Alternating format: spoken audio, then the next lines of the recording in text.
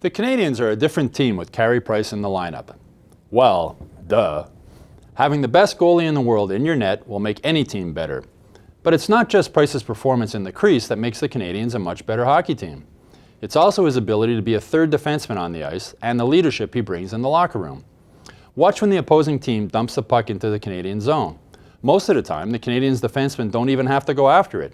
They simply get open and wait for a perfect pass from Price, who can do some amazing things with the puck despite using a big goalie stick. Puck goes in the zone, puck comes out of the zone. It's a thing of beauty to watch when it's working. You'll even see Canadiens players sometimes pass the puck back to Price from center ice while they make a line change. In the room, Price has grown up big time since his arrival in Montreal to become the strong, silent type of man that people admire in any business. Price doesn't speak that often or in a loud voice, but when he does, people listen. Sort of like Bob Gainey when he was captain of the Canadiens. The Canadiens simply fell apart last year after Price went down with a season-ending knee injury in November.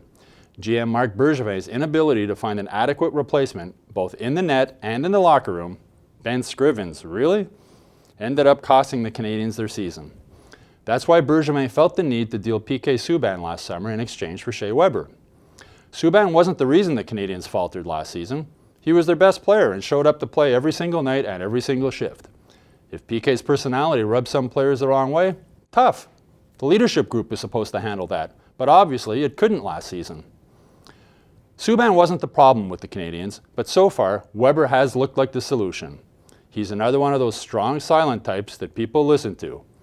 If Weber and Price were both in the locker room last season and told Subban to shut up, PK would have listened. With Price and Weber now in the locker room, along with Andrew Shaw, a guy players love to have on their team and hate to play against, the Canadiens have a very strong leadership group now in place.